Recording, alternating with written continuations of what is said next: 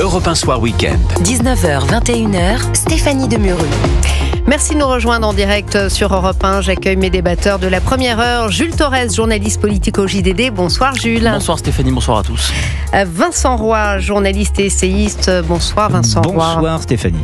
Alors dans moins de 3 semaines, un ancien président de la République française dormira en prison. La condamnation lourde du tribunal judiciaire de Paris a provoqué évidemment une onde de choc, on le constate dans l'opinion publique depuis hier. Alors manifestement, on se réjouira ou on déplorera cette décision inédite en fonction des sentiments qu'inspire Nicolas Sarkozy, ce qui déjà en soi laisse songeur, mais factuellement ce qui interroge véritablement aujourd'hui, c'est la mise en place de cette exécution provisoire, même si cette dernière est différée au 13 octobre. On va en parler avec un expert de la justice, Pierre-Olivier Sur, ancien bâtonnier de Paris, avocat pénaliste. Bonsoir Pierre-Olivier Sur. Bonsoir. Merci d'être avec nous sur Europe 1. Alors tout d'abord, on ne pourra plus désormais, je parle sous votre contrôle, parler d'affaires du financement libyen de sa campagne, puisqu'on le rappelle, pour ce chef d'accusation, Nicolas Sarkozy a été relaxé par la justice, tout comme d'ailleurs sur ceux de corruption passive et de recel de fonds publics libyens. Voilà, il a été condamné pour association de malfaiteurs et pour association de malfaiteurs seulement, qui, pour nous tous, apparaît être l'infraction, sinon subalterne, en tout cas accessoire.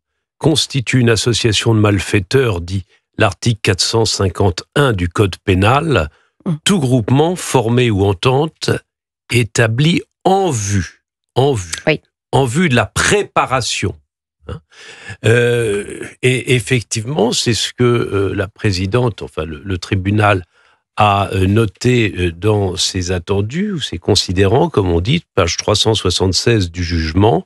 Ils ont motivé la peine en disant que cette association de malfaiteurs était caractérisée parce qu'il aurait avalisé des rencontres. Je dois dire que le mot avaliser est surprenant pour nous, puisqu'on ne le voit jamais écrit comme tel dans des décisions de justice. Il ne fait pas partie du vocabulaire juridique. Comment donc il aurait avalisé des rencontres. Eh bien, je l'interprète comme une interprétation très souple, justement, des textes, une gêne un peu.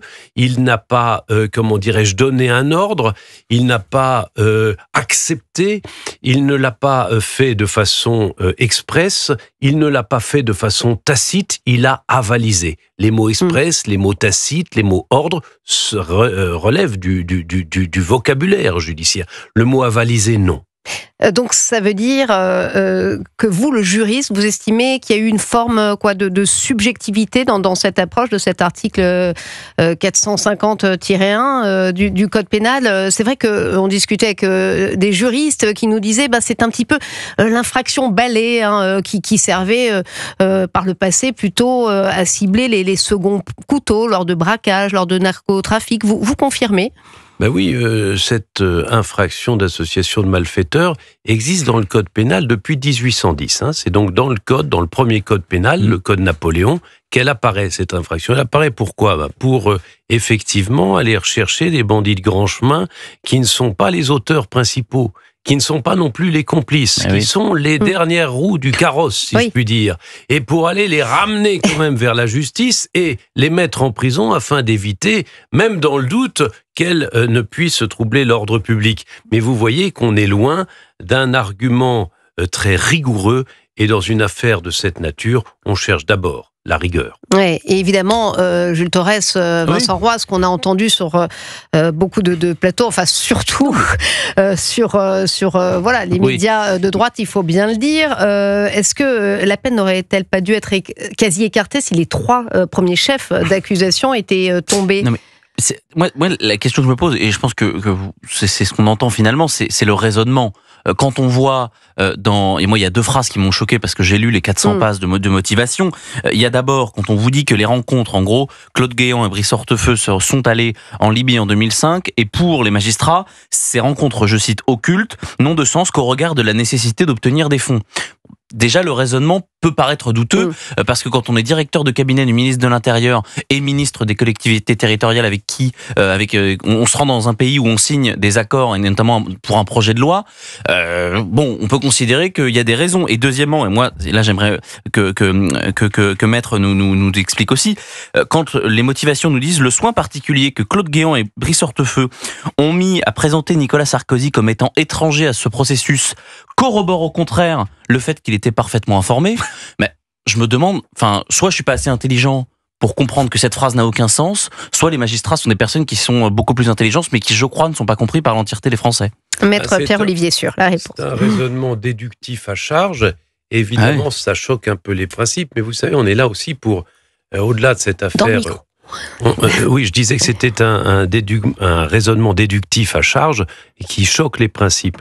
Mais au-delà de cette affaire, on peut constater que le divorce entre la politique et la justice, mais aussi entre la nation et la justice, est en train de s'aggraver. Et moi, je pense que c'est une des conséquences de cette décision de justice rendue hier. Vous voyez, les Français, qu'est-ce qu'ils cherchent ? Ils cherchent une justice qui va vite. Là, c'est très long. Ils cherchent une justice qui condamne sur des preuves. Là, il n'y a pas de preuves. Ils cherchent une justice qui respecte d'abord les libertés publiques. On est en France tout de même. On est en France. Et les libertés publiques, c'est quoi ? C'est de respecter le sacro-saint principe de la présomption d'innocence tant qu'on n'est pas jugé définitivement. Et on n'est pas jugé définitivement tant que le deuxième degré de juridiction n'a pas statué. Et ça frappe dans cette affaire. Vous voyez, le jugement, il est rédigé, il est très, très travaillé. Ce qui choque, c'est la peine à la fin. Quand tous, on a vu sur les télévisions, etc., en direct, le fait que Nicolas Sarkozy était relaxé sur les 3 infractions principales. Les 3 infractions très lourdes, très dramatiques. On s'est dit, sur l'association de malfaiteurs, il va y avoir du sursis. C'était pour nous, dans notre inconscient de juriste et de praticien, quelque chose de mécanique. Et là, la surprise, je dirais le séisme, a été considérable. Justement, cette exécution provisoire, on le disait depuis le début, c'est ça qui frappe. Alors, ça a été motivé par des faits d'exceptionnelle gravité, nous dit la présidente, et un trouble à l'ordre public. Alors, c'est vrai que les faits d'une exceptionnelle gravité, encore une fois, il n'y a pas de preuve irréfragable en l'espèce. Et surtout, le trouble à l'ordre public, on s'interroge toujours, Maître Sur. Écoutez, c'est motivé donc dans les 400 pages de jugement par 3 lignes. Je les lis là, c'est là encore la page 376 du jugement. Il sera néanmoins, le jugement, ou elle, la condamnation, assortie de l'exécution provisoire, en gras pour l'exécution provisoire, mesure indispensable pour garantir l'effectivité de la peine. Ça veut dire quoi, l'effectivité de la peine ? Est-ce que ça veut dire que les juges de première instance se disent déjà que devant la cour d'appel, la décision sera plus souple et plus rigoureuse ? Ils anticipent la peine avant les recours. Ils donnent l'impression à la lecture de l'effectivité de la peine que c'est eux qui en sont garants.